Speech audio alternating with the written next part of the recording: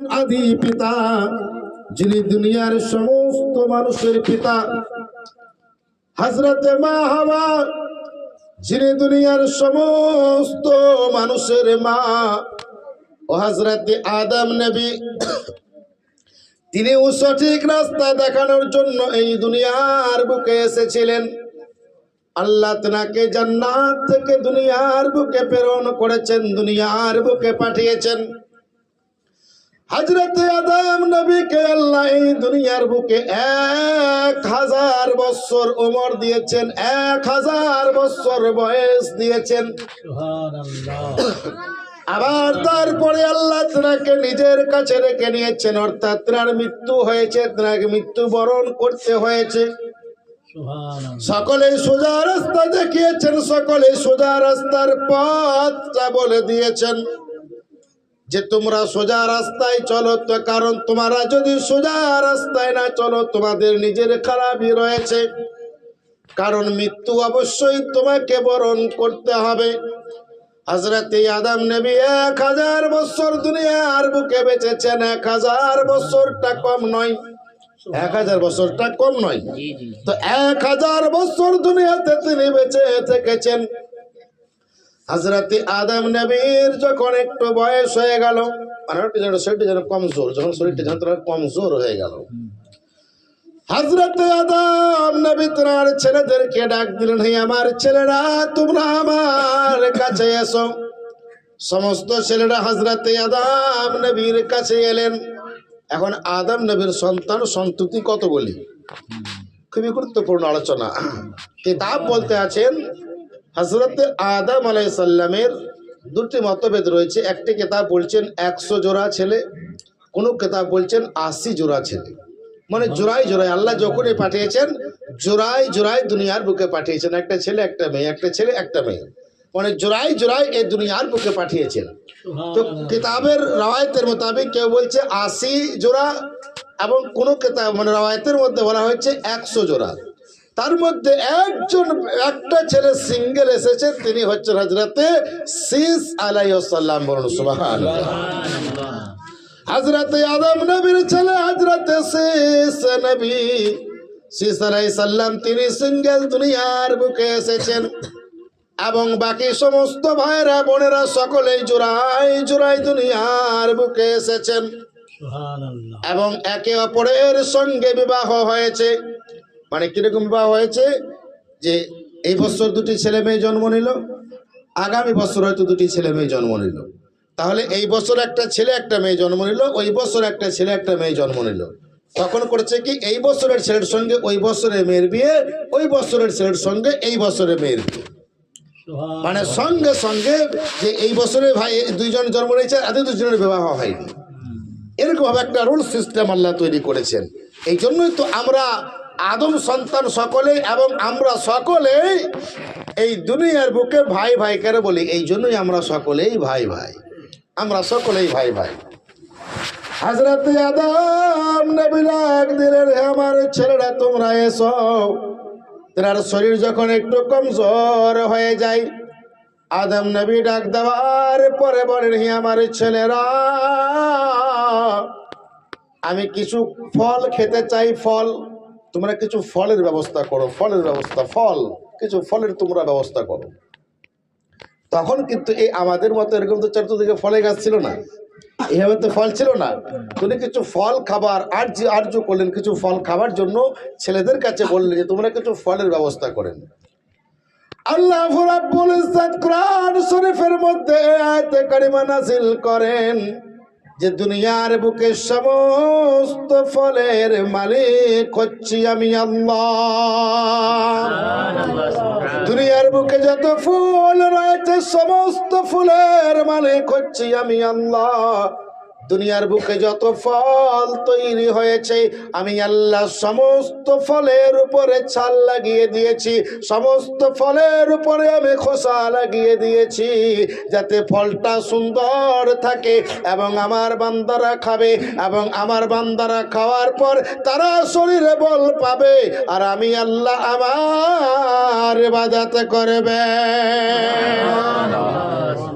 আল্লাহ ফল তৈরি করেছেন, যত রকম ফল আছে আপনি একবার চিন্তা করেন, প্রত্যেকটা ফল আল্লাহ ছাল দিয়ে মানে ঢেকে তৈরি করেছেন, ঢাকা দিয়ে। এবং ফুলকে আল্লাহ বানিয়েছেন বিনা ঢাকা দিয়ে। ফুল যতক্ষণ ভিতরে রয়েছে তার সৌন্দর্য ফোটে না, তার যতক্ষণ ফুল ভিতরে রয়েছে তার সৌন্দর্য হয় না। আল্লাহ বলছেন আমি ফুলকে তৈরি করেছি মানুষের সুগন্ধির জন্য, মানুষেরা সুগন্ধি পাবে, মানুষেরা সেন্ট অনুভব করবে। আমি আল্লাহ আমার কুদরতের কথা তাদের মনে পড়বে। আল্লাহ কত ফল বানিয়েছে, আল্লাহ কত ফুল বানিয়েছে।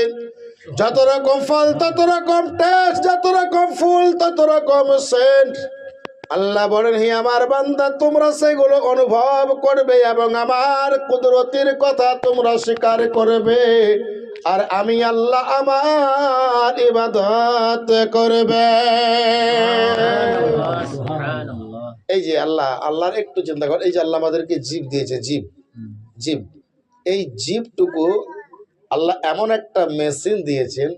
দেখেন যে কোনো মেশিন আপনি যদি এই চিন্তা করেন যে কোনটা আসল কোনটা নকল কোনটা কি, আপনাকে 1 মিনিট সময় দিতে হবে, যে কোনো যত যাই হবে হোক না কেন। কিন্তু আল্লাহ আমাদের এই জীবটা এমন একটা জিনিস দিয়েছে যেখানে আপনি মুখে ভরার সঙ্গে সঙ্গে স্বাদ পেয়ে যাবেন। এইটুকু জীবের মধ্যে আল্লাহ কতগুলো স্বাদ দিয়ে রেখেছে একবার চিন্তা করেন। যদি আল্লাহর শুকরিয়া আমরা একটু আদায় করব মনে করি, বা আমরা যদি একটু ভাবি, তাহলে আপনি এই যে জীবটা, আপনি এই গরু গোশ খেলে গরু গোশের মতো স্বাদ আলাদা, মুরগির গোশের স্বাদ আলাদা, চায়ের স্বাদ আলাদা, এই যে এতগুলো জিনিস আমরা এখন নাস্তা করলাম, প্রত্যেকটা জিনিসের স্বাদ। এই স্বাদ আবার কি জিনিস, পেটে গেলে তো সব একই, কিন্তু এই যে জীবের স্বাদটা আল্লাহ আমাদেরকে দান করেছেন, আল্লাহ আমাদেরকে দিয়েছেন। এই যে অনুভূতি আমরা যে পাচ্ছি, এই জায়গাটা আমাদেরকে বুঝতে হবে যে আল্লাহ কত সুন্দরভাবে বানিয়েছেন। আদম নবী যখন বললেন যাও আমার সন্তানেরা তোমরা ফলের ব্যবস্থা করো, সমস্ত সন্তান ফলের খুঁজে বেরিয়ে গেল। কোথায় ফল পাই, কিন্তু ফলের কোনো খবর নাই। একমাত্র শীস আলাইহিস সালাম তিনি হযরতে আদম নবীর কাছে বসে থাকলেন, আদম নবীর কাছে তিনি থাকলেন। হযরতে শীস আলাইহিস সালাম বললেন ওগো আব্বা আদম নবী, তুমি তো আল্লাহর প্রথম নবী, তুমি তো আল্লাহর প্রথম পাঠানো দুনিয়ার বুকে প্রথম রাসূল, প্রথম মানুষ। হালাকে আল্লাহ আদম নবীর চাইতে আগে আমার নবীর নূরকে বানিয়ে রেখেছিলেন, কিন্তু দুনিয়ার বুকে প্রথম নবী হিসাবে, মানুষ হিসাবে হযরতে আদম নবীকে আল্লাহ পাঠালেন। হযরতে শীস আলাইহিস সালাম তিনি বলতে আছেন ওগো আল্লাহর নবী, আপনি একবার আল্লাহর কাছে দোয়া করেন, আল্লাহ আপনাকে জান্নাতের ফল পাঠিয়ে দেবেন। শীস আলাইহিস সালাম বলেন ওগো আল্লাহর নবী হযরতে আদম আমার আব্বা জান, জান্নাতের মধ্যে আপনি কত ফল খেয়েছেন, জান্নাতের মধ্যে আপনি কত ফলের অনুভূতি নিয়েছেন, ফলের মধ্যে কত আপনি অনুভূতি নিয়েছেন, কত ফল আপনি খেয়েছেন। জান্নাতে পোশাক আপনি জান্নাতের মধ্যে পরে থেকেছেন, জান্নাতের মধ্যে আপনি ঘুমিয়েছেন। হযরত আদম নবী জান্নাতে থেকেছেন কিনা তো তিনি এগুলো সব জানেন। ওগো আল্লাহর নবী তুমি একবার দোয়া করো, আল্লাহ তোমার কাছে জান্নাতি খাবার পাঠিয়ে দেবে। হযরতে আদম নবী বলেন ও বেটা শীস, আমি একবার আল্লাহর কথার অবাধ্য হয়েছি, আমাকে জান্নাত থেকে বের করা হয়েছে, আমি আল্লাহর কাছে আরে মুখখানা দেখিয়ে দু অন্য কিছু চাইতে পারছি না। ওগো আল্লাহর নবী শীস, তুমি চাও তুমি এখনো আল্লাহর কাছে পবিত্র, তুমি দোয়া করো একবার। তো উনি একটু বাইরে, উনি দোয়া করছেন, হাত তুলে দোয়া করছেন, আল্লাহর হুকুম সঙ্গে সঙ্গে আল্লাহ জিবরিল আমিনের মারফত একটি জান্নাতি হুরকে দিয়ে, জান্নাতি একটা হুরকে দিয়ে এক ডালা ফল দিয়ে উনি পাঠিয়ে দিলেন, যাও আমার আদম নবীকে ফলগুলো দিয়ে দাও। ওই জান্নাতি ফল নিয়ে একটি হুর জান্নাতির একটা ঝুড়ি মাথায় নিয়ে জিবরিল আমিনের সঙ্গে সঙ্গে হযরতে আদম নবীর কাছে এসে হাজির। ওই জান্নাতি হুরটা আদম নবীর সামনে যখন এসে হাজির, আদম নবী জিজ্ঞাসা করেন, ওগো ওগো জিবরিল, এই মহিলাটাকে, এটাকে?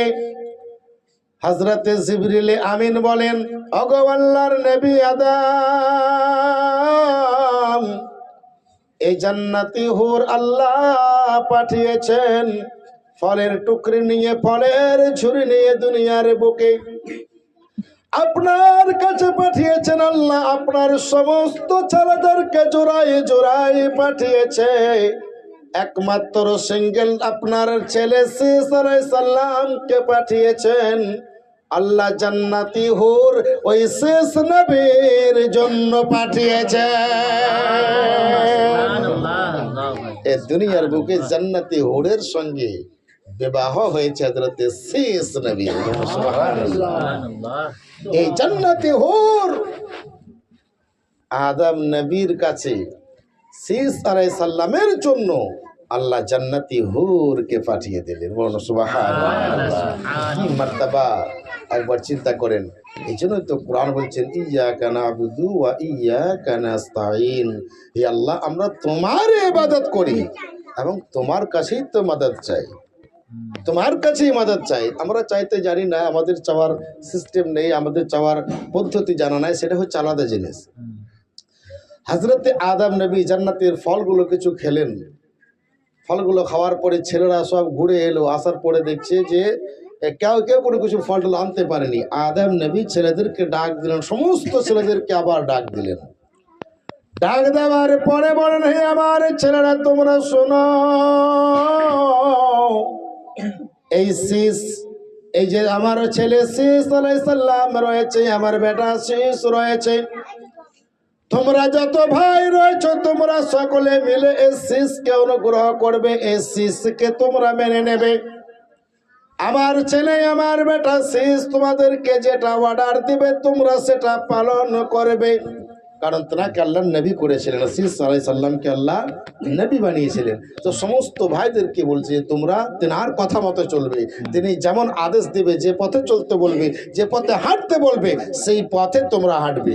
এই জায়গা থেকে দুটি পয়েন্ট বেরিয়ে যায়, এই জায়গা থেকে কয়েকটা পয়েন্ট বেরিয়ে যায়, কারণ এখানে যদি পাওয়া যায় যারা আজকে বলে যে কাউকে ফলো করা চলবে না, শুধু আল্লাহকে ফলো করতে হবে, তাদের জন্য এটা একটা মুতর জবাব রয়েছে। এরকম জবাব যে আদম নবী তেনার এতগুলো সন্তানকে বলে যাচ্ছে যে তোমরা এই শীস নবীকে মানে অনুসরণ করবে, এই শীস আলাইহিস সালামের কথা মতো চলবে। আদম নবী তো বলতে পারতেন যে তোমরা আল্লাহর কথা মতো চলবে, তোমরা আল্লাহ যা বলবে সে মতো চলবে, কিন্তু তিনি বললেন যে ইনার কথা মতো চলবেন। কেন? আদম নবী জানেন যে ইনি আল্লাহর রাস্তাটা দেখাবেন। বলুন সুবহানাল্লাহ। আদম নবী কি জানেন?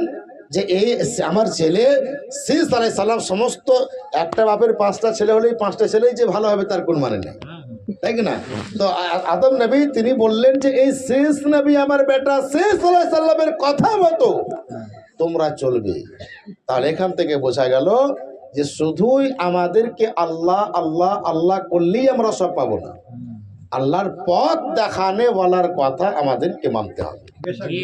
আল্লাহর পথ দেখানে বলার অনুসরণ আমাদেরকে আগে করতে হবে, তারপরে আমরা আল্লাহর কাজ পর্যন্ত পৌঁছাতে পারবো। সমস্ত ছেলেরা এক বাক্যে মেনে নিল, বাপের কথা বাপ বলেছে, তার ভাইয়ের কথা মানার জন্য সকলেই মেনে নিল। কিছুদিন পরে হযরতে ইসরাইল ফারিস্তা এসে হাজির। ইসরাইল ফারিস্তা বলেন, ওগো আল্লাহর নবী আদম, এবার আপনাকে দুনিয়ার মায়া ছাড়তে হবে, এবার আপনাকে দুনিয়ার মোহাব্বত ছেড়ে দিতে হবে, এরপরে আপনাকে আল্লাহর কাছে যেতে হবে, দুনিয়া থেকে তোমাকে বিদায় নিতে হবে। হযরত ইসরাইল ফেরেশতা বলেন, গো আল্লাহর নবী, আপনার রুকানায় আমি কবজা করার জন্য এসেছি, এই দুনিয়ার মোহাব্বত তোমাকে ছেড়ে দিতে হবে। আদম নবীর সঙ্গে সঙ্গে রুখানাকে বাবা যখন বের করা হলো, তেনার রুখানাকে যখন বের করা হলো, তেনার রুখানাকে বের করার পর এবার লাশ পড়ে রয়েছে দুনিয়ার বুকে। দ্বিতীয় মত, দুনিয়ার বুকে তখন দ্বিতীয় মত। এর আগে মত হয়েছিল কার? তেনার ছেলে, আমি বলেছি আপনাদেরকে, অত স্মরণ নেই, তেনার একজন ছেলে হাবিল এবং কাবিলের মধ্যে যেটা হয়েছিল, দু ভাইয়ের মধ্যে এক ভাই একজনকে যে আকলেমার জন্য মার্ডার করে দিয়েছিল, ঘটনা আপনারা শুনেছেন।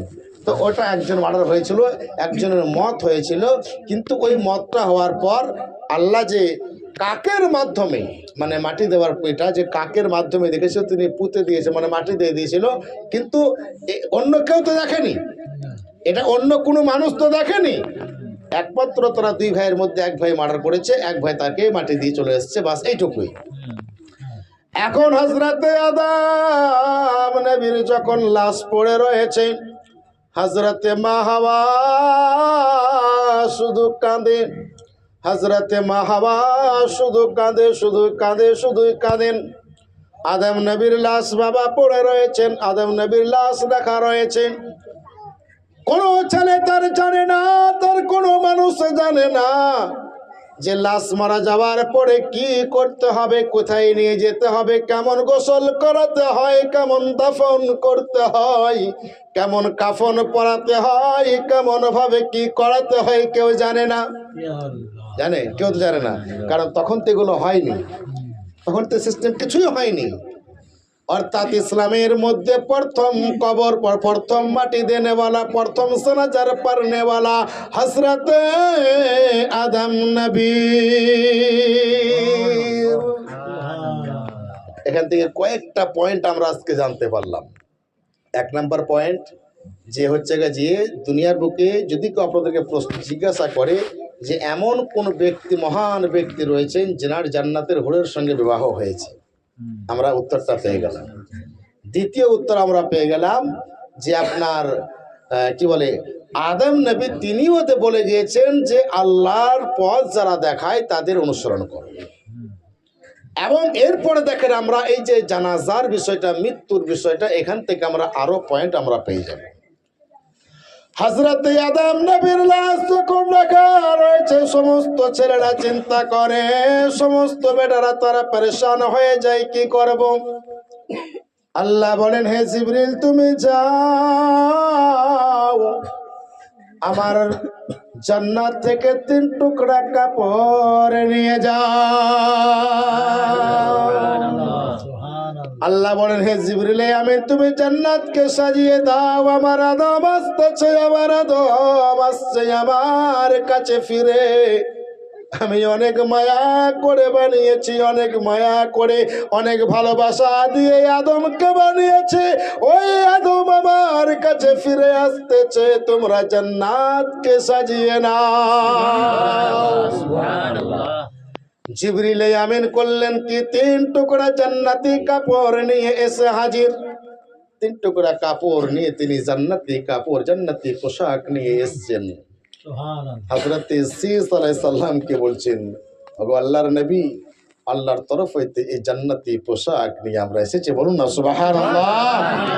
জান্নাতি পোশাক নিয়ে আমরা এসেছি। হযরত ঈসা আলাইহিস সালাম তিনি বলেন, আল্লাহ আমার আব্বার ভাগ্য কত ভালো, আমার আব্বার কত ভাগ্য নসিব, আমার আব্বা জান্নাতি পোশাক আগে পরেছেন, জান্নাতের মধ্যে ঘোরাফেরা করেছেন, জান্নাতের সুখ তিনি বুঝেছেন, জান্নাতের ফল তিনি খেয়েছেন। ওই জান্নাতের পোশাক খুলে দেওয়া হয়েছিল। আবারও আল্লাহ তোনাকে দুনিয়ার বুকে নিজের কাছে যখন ডাকছেন, জান্নাতি পোশাক পরিয়ে ডাকছেন। সুবহানাল্লাহ, সুবহানাল্লাহ। সঙ্গে সঙ্গে হযরত ঈসা আলাইহিস সালাম তিনি হযরতে জিবরিল আমিনকে দেখছেন। জিবরিল আমিন কি করছেন? আল্লাহ জিবরিল আমিনকে বলে দিল, যাও আগে গোসল করিয়ে দাও, সুন্দর ভাবে তাকে গোসল করিয়ে দাও, সুন্দর ভাবে এমন ভাবে গোসল করাবে যেন শরীরে কোনো নোংরা না লেগে থাকে।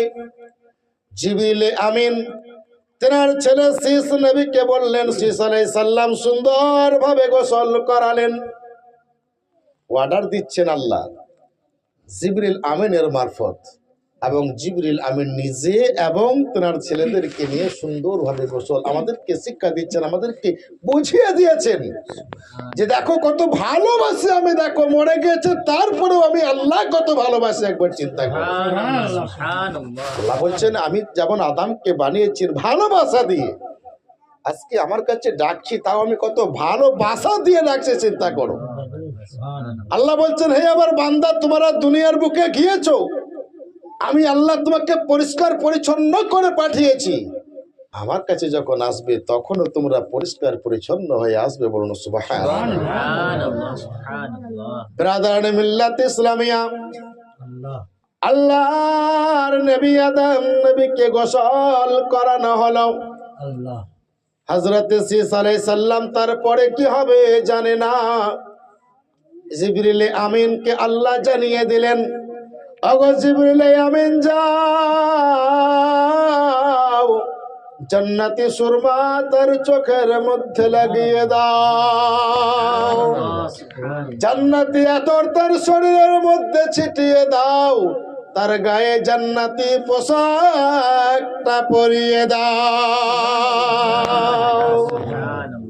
তাই জান্নাতি সুরমা তোনাকে পরানো হলো, জান্নাতি সেন্ট আতর তোনাকে দেওয়া হলো, জান্নাতি পোশাক তোনাকে দেওয়া হলো। এখানে আজকে আরো একটা খুলাসা করে দিই যে এই মেয়েদের 5টি কাপড় এবং ছেলেদের 3টি কাপড় আমাদের দেওয়া হয়, হয় কি হয় না? তার মধ্যে একটাকে লুঙ্গি বলা হয়, লুঙ্গির মতো, আর আপনার যেটা আরবি তাহবান বলে বা লুঙ্গি বলি আমরা যেটাকে, একটা লুঙ্গি বলা হয়, আর একটা আপনার জামা, দুটো একটা পুরো ফুল, যে 3টে ছেলেদের কাপড়। মেয়েদের ক্ষেত্রে কিন্তু 5টি কাপড়। কেন যে 3টে আর 5টি করা হলো? যখন আদম নবী এবং মা হাওয়া জান্নাত থেকে বের হয়ে আসে, তখন ওনাদের তো পোশাক জান্নাতের মধ্যে খুলে নেওয়া হয়েছিল, তখন ওনারা ওই সময় মানে পাতা নিয়ে, পাতাতে ঢেকে নিজের লজ্জা স্থান ঢেকে এই দুনিয়ার বুকে প্রেরণ করেছিলেন। তো আদম নবী যেহেতু বেটা ছেলে, ওনার 3টে পাতা লেগেছিল, 2টি পিছনে 1টি সামনে, এবং মা হাওয়া যেমন আপনার মহিলা মানুষ, ওনার জন্য ওনার ক্ষেত্রে 5টা পাতা লেগেছিল, আপনার সিনার উপরে 2টো, পিছনে 2টো এবং সামনে 1টা। এই যে নতুন হাতের 5টি পাতা যেহেতু ওনারা নিয়ে দুনিয়ার বুকে এসেছিলেন, এই জন্য মানুষ যখন মারা যায় ওই 3 টুকরা কাপড় এবং ওই 5 টুকরা কাপড় নিয়ে তারা কবরের মধ্যে যায়। সুবহানাল্লাহ। ব্রাদার মিল্লাত ইসলামিয়া, হযরত আদম নবীকে সুন্দর ভাবে কাফন পরিয়ে দেওয়া হলো। জিবরিল আমিনকে আল্লাহ বলেন, গো জিবরিল আমার শীষ নবীকে বলো সে যেন তার বাবার জানাজার নামাজ আদায় করে নেয়, অর্থাৎ জানাজার নামাজ যেন সে পড়িয়ে নেয়, জানাজার নামাজ পড়াবে, জানাজার নামাজ পড়াবে। তো উনি হযরত শীষ আলাইহিস সালাম তিনি তো জানেন না কিভাবে জানাজার নামাজ পড়াতে হবে। তো হযরত জিবরিল আমিন যেমন যেমন ভাবে বললেন, সর্বপ্রথম যা দুনিয়ার বুকে জানাজার নামাজে দাঁড়ালেন, শীষ আলাইহিস সালাম ইমামতি করলেন এবং তার পিছনে সমস্ত মানুষেরা তার ভাইরা দাঁড়ালো এবং জানাজার নামাজ যেমন ভাবে জিবরিল আমিন বললেন, আল্লাহ রাব্বুল ইজ্জাত বলে দিলেন জিবরিল আমিনকে, তেমন ভাবে জানাজার নামাজ আদায় হলো। আল্লাহ কেমন ভাবে মাটি করতে হবে দেখিয়ে দিল, তারা মাটি করলো এবং হযরত আদম নবীকে একটি পাহাড়ের কোড়ার মধ্যে এটি গুহার মাধ্যমে সেখানে দাফন করলো। বলুন সুবহানাল্লাহ। ব্রাদার মিল্লাত ইসলামিয়া, হযরত আদম নবীর যখন ইন্তেকাল হয়ে গেল, হযরতে মা হাওয়া শুধু কাঁদে, আল্লাহকে বলেন ওগো মাওলা মাবুদ, আমি সাথী হারা হয়েছি, আমার এই দুনিয়ার বুকে আর কেউ নেই। ওগো মাওলা, আমি আমার সাথীকে ছাড়া কেমন করে থাকবো? ওগো মাওলা, আমি দুনিয়ার বুকে কেমন করে রইব? হযরতে মা হাওয়া শুধু কাঁদেন, হযরতে মা হাওয়া শুধু কাঁদেন। তিনি শুধু কাঁদছেন, তিনি শুধু কাঁদছেন, তিনি শুধু কান্না করছেন, কিতাব বলছেন এত তোরাদের মধ্যে মোহাব্বত ছিল, এত তোরাদের মধ্যে ভালোবাসা ছিল যে হযরতে মা হাওয়া তিনিও দুনিয়ার বুকে কিন্তু আর বেশি দিন থাকেননি। তিনিও দুনিয়ার বুকে আর বেশি দিন থাকেননি, তিনিও কিছুদিনের মধ্যেই দুনিয়া থেকে পর্দা করেছিলেন। তো ব্রাদারান মিল্লাত ইসলামিয়া, তারপরে হযরত ঈসা আলাইহিস সালাম তিনি বসলেন বা চেয়ারে বাড়া যেত, তিনি একটু মানে এবার দুনিয়াটাকে, দুনিয়ার মানুষদেরকে করার জন্য বসলেন।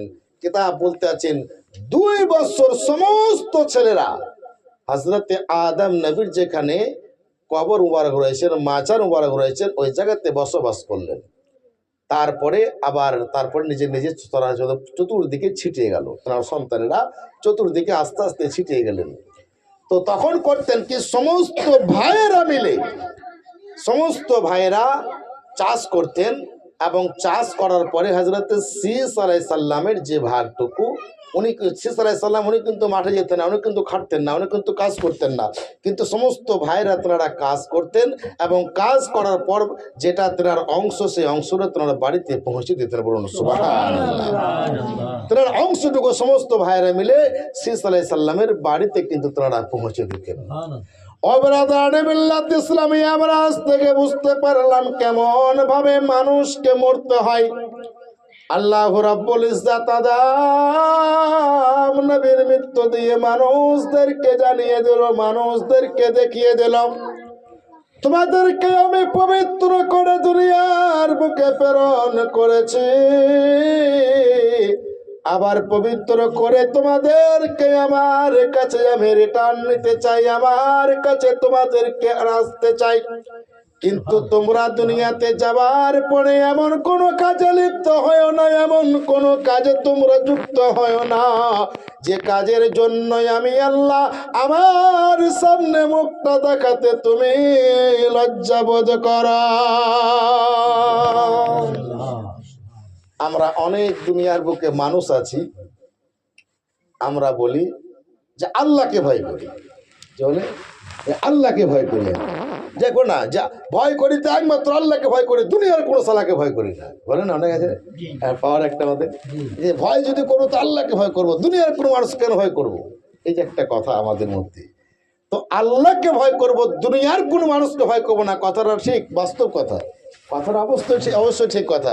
অনেক সময় দেখবেন কোনো কথা বলতে বলতে কি বলে যে কোনো কথা, না ভাই সত্যি ভাই আমি নামাজ পড়ি নাই, বা ভাই আমি এটা করি নাই, ঠিক আছে আল্লাহকে ভয় করছি না, তো আল্লাহকে ভয় করো, তোমাকে ভয় করে কি হবে? এই যে রোজার সময়, এটা রোজার সময় বেশি ঘটে যে ভাই আল্লাহকে ভয় করছি, ভাই হ্যাঁ ভাই ঠিক আছে করতে পারি না, কি করে বলেন? এই যে একটা জায়গা আমাদের জায়গায় দাঁড়িয়েছে। তো মানুষ আমরা বলছি আল্লাহকে ভয় করব, দুনিয়ার কোনো মানুষকে ভয় করি না।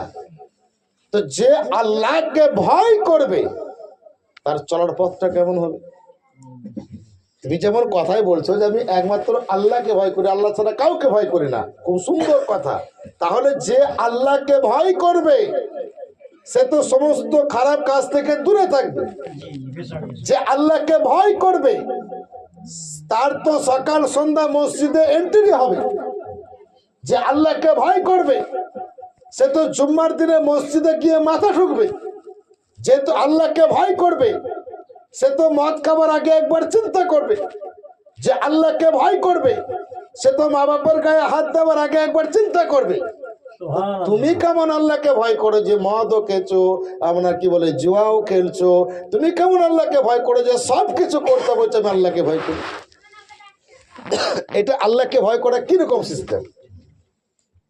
তার মানে বোঝা গেল তোমার কথার সঙ্গে কাজের কোনো মেল নাই, তোমার কথার সঙ্গে কাজের কোনো মেল নেই। কিন্তু ব্রাদার, হযরত আদম নবী তিনি যখন ইন্তেকাল করলেন, হযরতে আদম নবী 1000 বছর বাঁচার পরেও তিনি ভাবছেন আমাকে এখনই দুনিয়া থেকে যেতে হবে। অর্থাৎ এই দুনিয়াটা বড় মায়ার দুনিয়া, এই দুনিয়া বড় মোহাব্বতের জায়গা, খুব ভালোবাসার জায়গা আল্লাহ বানিয়েছেন। তো এই জায়গা থেকে কেউ যেতে চায় না, এই জায়গা থেকে কেউ যেতে চায় না। ও ব্রাদার, যখন আপনি দুনিয়া থেকে চলে যাবেন, ওই অন্ধকার কবরে যখন আপনি যাবেন, আপনার সম্পত্তি ভাগ করে আপনার ছেলেরা খাবে। খাবে কি খাবে না? আপনার সমস্ত ধন দৌলত সম্পত্তি ভাগ করে ছেলেরা খাবে, আর আপনার শরীরটা কবরে ভাগ করে পোকারা খাবে। তোমার সম্পত্তি ভাগ করে ছেলেরা খাবে, আর তোমার শরীরটাকে মাটির নিচে পোকারা ভাগ করে খাবে। তুই হাত খা, তুই আমি পা খাই, কে বলবে আমি নাকটা খাই, কে বলবে আমি চোখটা খাই, কে বলবে আমি এই মাংসটা খাই, কে বলবে আমি ওই মাংসটা খাই, কে বলবে আমি এই কলিজাটা খাই। খাবে কি খাবে না? তোমার দুনিয়ার সম্পত্তি যেমন দুনিয়ার ছেলেরা ভাগ করে খেয়ে শেষ করে দেবে, তোমার এই শরীরের অংশটা পোকারা নিজের মতো করে ভাগ করে নেবে। যেই শরীরে একটা মশা কামড়ালে সহ্য করতে পারো না, তার জন্য মশারি খাটাও। যে শরীরের মধ্যে একটা পিঁমড়ে কামড়ালে সহ্য করতে পারো না, গ্যামাক্সিন পাউডার দিয়ে পিঁমড়েকে মেরে দাও। ওই পুরো শরীরটা কবরে যাওয়ার পরে কত পোকাতে খাবে, কত বিচ্ছুতে খাবে, কত সাপে খাবে, সকলে নিজের মতো ভাগ করে খাবে, তুমি কিছুই করতে পারবে না। তোমার সঙ্গে যে কাপড়টা যাবে সেটা মাটিতে খেয়ে নেবে, তোমার হাড়গুলো মাটিতে খেয়ে নেবে, তোমার আমার শরীরটা ভাগ হয়ে যাবে। পোকাতে শরীর খাবে, কাপড়টা আপনার মাটিতে খেয়ে নেবে, আমার হাড়গুলো মাটিতে খেয়ে নেবে। আমার কি থাকলো? আমার কি থাকলো? দুনিয়ার বুকে যাদেরকে রেখে এলাম, যাদেরকে আমরা এত কষ্ট করে এত কিছু করে দিলাম, তারা তো আমার সম্পত্তি নিয়ে তারা তো ক্রুটে পুটে খাচ্ছে। আর আমার যেটা মেন শরীর, যেটা আমি নিয়ে সমস্ত নিজের বল করেছি, সেটাও তো পোকা দেখে নেবে। তাহলে আমি কোথায় যাব? আমি কি করব? খুব সাবধান ভাইরা, খুব হুঁশিয়ার। এই দুনিয়া খুব একটা মায়ার জাল, একটা এই দুনিয়া মোহাব্বতের জায়গায় আমরা পড়ে গিয়েছি, কিন্তু এত সহজ জিনিস নয়। এই দুনিয়া আপনি যেভাবে চলছেন, আমি যেভাবে চলছি, এটাই শেষ নয়, এটাই শ্রেষ্ঠ দুনিয়া নয়। এই চলাটাই আমাদের শেষ জায়গা নয়। এরপরেও আমাদেরকে কবরে যেতে হবে। আর এই কবরে 2-1 মিনিট থাকবেন, 2-1 দিন থাকবেন তা নয়। এই কবরে আপনাকে